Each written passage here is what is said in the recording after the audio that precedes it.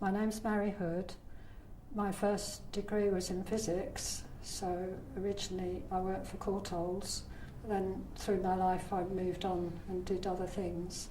Ended up working in the NHS, but I had to take a ill health early retirement.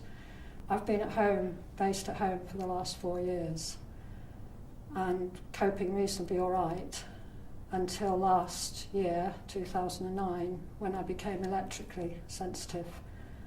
And that has just made things so much, much more difficult. My life is now extremely limited, very socially isolated. I just have to manage as best I can. I get a headache across the top of my head, and because I have lymphedema in my legs, I get this very, very tight feeling in my legs, which is very uncomfortable, and that is very, very sensitive to the radiation from mobile phone masts. And in particular, there's a patch of radiation comes across my garden, so I can't go out into my garden unless I get myself all geared up with all my clothes made of screening materials. And even then I have to be very careful not to stay outside very long. It's just a complete shutdown of my life in many ways.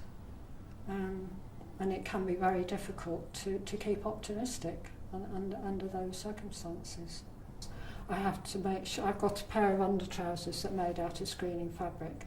I've got a jacket I've made myself out of screening fabric, and I've got a hat made out. And so every time I go out, I have to make sure I'm wearing all that.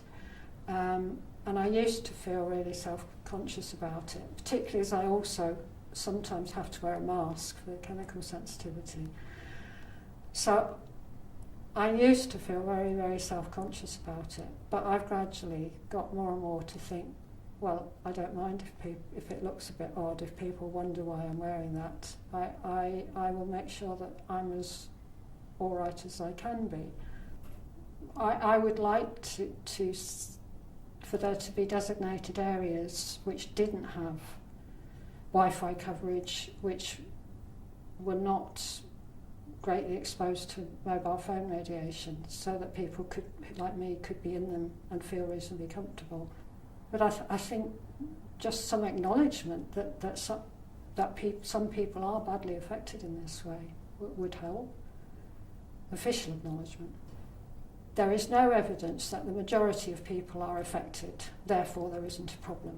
Well, actually that's a tautology on words, because that is ignoring that there are some people who are affected. They're not enough to make up a majority, but that doesn't stop quite a lot of people's lives being, well, I mean, I would say my life's been ruined.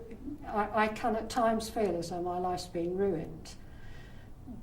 The only thing I can do about it individually is try and make my campaigning contribution and just try and live a very, very limited life to the best I can. But it's very, very, very frustrating.